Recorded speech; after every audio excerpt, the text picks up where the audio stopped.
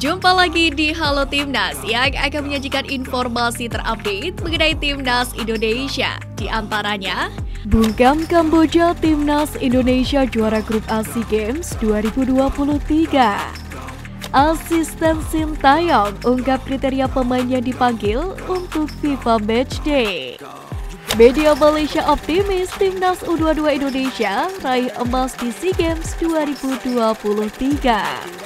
Simak informasi selengkapnya hanya di Halo Timnas.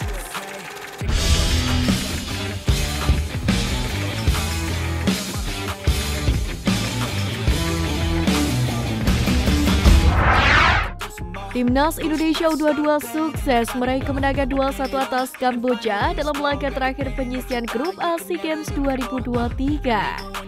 Kemenangan ini membuat Garuda Muda melangkah ke semifinal dengan status juara grup A. Pada pertandingan malam ini, Timnas Indonesia U22 sebenarnya memimpin lebih dahulu lewat gol yang dicetak oleh Titan Agung pada menit ke-10. Di mana Titan Agung sukses mencetak gol usai bola tepisan dari Red Lieng tepat jatuh di kakinya dan langsung ditendang begitu saja. Namun sayang, Kamboja berhasil membuat gol balasan pada menit ke-45+1 lewat Sin Savon Makara. Dengan demikian, gawang Timnas Indonesia U22 di SEA Games kali ini akhirnya bobol setelah 315 menit melakukan clean sheet. Kemudian di babak kedua, Timnas U22 Indonesia mencoba melakukan perubahan dengan memasukkan Bagas Kava langsung. Tim Merah Putih pun mulai tampil menekan dan terus membuka peluang demi peluang. Hingga pada akhirnya tim Merah Putih kembali berhasil mengungguli Kamboja pada menit ke-52. Skuad Garuda Muda unggul lewat gol yang dicetak oleh Beckham Putra melalui tendangan langsung. Sementara itu hingga tambahan waktu 7 menit diberikan, jual beli serangan terus dilakukan oleh kedua tim. Namun pada akhirnya pertandingan pun berakhir dengan skor 2-1 kemenangan untuk Timnas U22 Indonesia. Dukungan ribuan supporternya, Kamboja mencoba tampil menggebrak dengan umpan panjang. Namun pertahanan Indonesia yang rapat berhasil meredam serangan mereka. Menjelang akhir babak kedua, Kamboja memang terus menekan hingga para pemain timnas terlihat cukup panik. Kamboja pun sukses membuka peluang setelah Ferrari dihukum karena melanggar pemain lawan pada menit ke-80 tepat di garis penalti. Wasit pun memberikan tendangan penalti kepada Kamboja. Beruntungnya tendangan Lim Pisot pada menit ke-81 pun masih mampu ditepis oleh Adi Satrio. Namun Lim masih berusaha menendang bola hingga menabrak Adi, sehingga Adi pun kesakitan dan harus ditarik keluar. Sempat terjadi keributan antara pemain Timnas Indonesia U22 dengan Kamboja, namun beruntung tidak lama kemudian suasana mereda dan pertandingan pun dilanjutkan. Pemain jebolan Liga 1 Haikal Al-Hafiz akhirnya mendapatkan kepercayaan Indra Syafri di Timnas Indonesia U22 ketika melawan Kamboja dalam laga terakhir grup A SEA Games 2023. Mendapatkan kesempatan dari Indra Syafri, pemain yang baru direkrut oleh PSIS Semarang ini bisa membayarnya dengan sangat baik. Sebab ia tampil cukup mumpuni. Bukan hanya itu, Haikal juga berkontribusi dalam gol pertama Timnas Indonesia U22 melawan Kamboja yang dicetak oleh Titan Agung.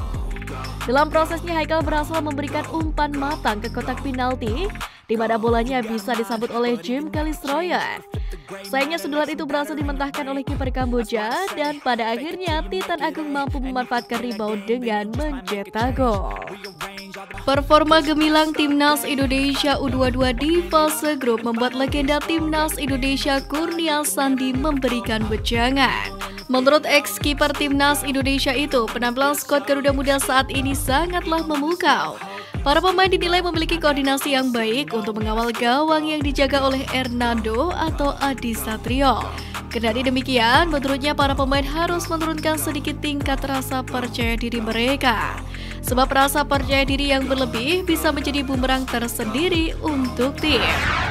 Pelatih Timnas Vietnam U22 Philip Troisser sesumbar tidak takut apabila harus melawan Timnas Indonesia U22 pada pertandingan semifinal SEA Games 2023. Menurut pelatih asal Prancis itu, jika ingin juara, anak asuhnya tidak boleh menghindari siapapun. Dalam hal ini, Vietnam wajib melibas semua lawan meski yang dihadapi adalah Timnas Indonesia U22. Vietnam sendiri saat ini mengantongi 9 poin sama seperti Thailand, di mana kedua tim akan saling bertanding untuk menentukan juara grup B pada Kamis 11 Mei besok. Di semifinal, Timnas Indonesia U22 berpotensi akan melawan runner-up grup B, yakni antara Vietnam atau Thailand yang akan saling bunuh pada laga pamungkas. Dalam hal ini, pelatih Timnas Thailand U22 Isara Sritaro isyaratkan tidak mau berjumpa Timnas Indonesia U22 di laga semifinal SEA Games 2023. Oleh karena itulah, ia akan mati-matian mengejar posisi juara grup dengan alasan agar perjalanan ke depan terasa lebih mudah. Malaysia U22 dipastikan tersingkir lebih awal di cabang olahraga sepak bola SEA Games 2023. Media Malaysia pun tampak terpukul dengan tersingkirnya tim mereka lebih awal di SEA Games ini. Mereka lantas menyoroti kiprah Timnas Indonesia U22 di ajang tersebut. Mereka menyebut Garuda Muda berpeluang meraih medali emas di ajang edisi kali ini. Di sisi lain, mereka menjelaskan jalan Timnas Indonesia U22 di SEA Games 2023 memang lebih mudah dibandingkan dengan Malaysia. Mereka mengingatkan bahwa tantangan sebenarnya menanti Garuda Muda di babak semifinal nanti. Timnas Malaysia U22 dipastikan pulang tanpa medali apapun usai tersisih dari SEA Games 2023. Kepastian itu didapat usai Harimau Muda takluk 1-2 dari Vietnam U22 pada lanjutan fase grup kemarin. Dengan hasil itu, Malaysia U22 dipastikan tersingkir lantaran hanya mengkoleksi 3 poin dari hasil 2 kekalahan dan hanya 1 kemenangan. Instagram Federasi Sepak Bola Malaysia @FAM-Malaysia pun dibanjiri keluh kesah dari warganet Malaysia. Namun warganet Indonesia yang selama ini terkenal dengan hujatan kejamnya justru menunjukkan gestur positif. Banyak dari warganet Indonesia memberi semangat kepada fans Harimau Muda yang berkeluh kesah di Instagram. Potret ruang ganti Timnas Kamboja U22 di SEA Games 2023 mendadak menjadi sorotan. Sebab kondisi ruang ganti tuan rumah tampak mewah, jauh berbeda dengan yang dialami oleh tim lawannya termasuk Timnas Indonesia U22. Ia menggunakan kursi hajatan dan hanger plastik di ruang ganti. Jersey para pemain tuan rumah pun tidak digantung di tralis. Pakaian digantung di masing-masing box yang bahkan sudah dinomori. Timnas Indonesia akan segera memulai persiapannya untuk menghadapi 2 pertandingan persahabatan pada ajang FIFA Matchday periode Juni 2023. Sejauh ini kontesan yang sudah pasti menjadi lawan tanding Timnas Indonesia adalah Palestina. Menurut jadwal laga kedua, tim akan berlangsung pada 14 Juni mendatang. Asisten yang membantu Sintayong di staf kepelatihan Timnas Indonesia, Dova Arianto, mengatakan bahwa tim pelatih berencana memanggil nama-nama pemain yang sudah sering memperkuat skuad Garuda. Sebab menurut Nova Arianto, para pemain ini sudah memahami filosofi permainan yang dikendaki oleh Sintayong. Itu artinya mereka tak membutuhkan waktu yang panjang untuk beradaptasi. Pasalnya jadwal pertandingan berada di tengah masa libur kompetisi, yang mana tentu performa para pemain tidak akan semaksimal seperti agenda FIFA Matchday periode Maret lalu ketika menghadapi Burundi. Band asal Inggris Coldplay dipastikan akan menggelar konser di Stadion Utama Gelora Bung Karno Senayan, Jakarta Pusat pada 15 November mendatang. Kehadiran Coldplay sendiri rupanya membuat Timnas Indonesia harus menggalah. Pasalnya tanggal tersebut ada agenda FIFA Matchday yang digelar pada 13 hingga 21 November. Sedikit bayangan, pada waktu Blackpink datang ke Indonesia, pihak promotor sudah membooking SUGBK sebanyak beberapa hari. Meski demikian, masih ada alternatif venue yang bisa dipakai Timnas Indonesia di sekitaran Jabodetabek.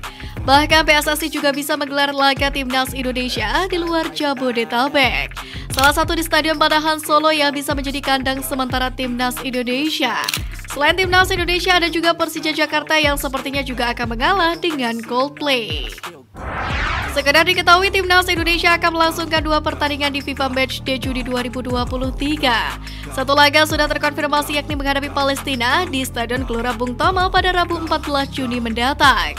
Satu lawan lagi digadang-gadang adalah Argentina yang dihelat pada Senin 19 Juni. Jika benar menghadapi Argentina, otomatis Timnas Indonesia akan mentas di Stadion Manahan Solo. Terlebih, Wali Kota Solo Gibran Rakabuming sudah mengeluarkan harapan bahwa salah satu laga Timnas Indonesia digelar di Stadion Manahan. Laga yang digelar di Solo merupakan upaya untuk memberikan hiburan kepada pecinta sepak bola di Solo Raya pasca batalnya penyelenggaraan Piala Dunia U20. Bek Timnas Indonesia Jordi Amat mengenang pengalaman kala dirinya membawa Swansea City mengalahkan raksasa Manchester United 2 kali di Liga Inggris. Diharapkan pengalaman berharga itu bisa menjadi senjata bagi Timnas Indonesia saat laga FIFA Matchday Juni 2023 mendatang. Untuk diketahui, Jordi Amat didatangkan Swansea dari Espanyol pada musim 2013 silam. Kemudian pada musim 2014-2015, Amat membantu Swansea membekuk Manchester United asuhan Luis van Gaal di Liga Inggris. Jody Amat pun mengenang pengalaman indah tersebut. Pemain berdarah Makassar itu pun berjanji akan senantiasa membagikan pengalamannya di ruang ganti, baik ketika membela klubnya Johor Darul Takzim maupun Timnas Indonesia. Calon pemain naturalisasi Timnas Indonesia Ivar Junair dipercaya jadi starter oleh Jong Utrecht di divisi Liga Kedua Belanda melawan FC Den Bosch. Jong Utrecht sendiri sebenarnya mampu tampil lebih agresif dan menguasai bola dengan lebih baik. Sayangnya mereka masih cukup kesulitan untuk bisa mendapatkan peluang yang baik untuk bisa mencetak gol di laga tersebut. Oleh karena itulah skor imbang 0-0 pun terus bertahan dan kedua tim harus puas meraih 1 poin tambahan.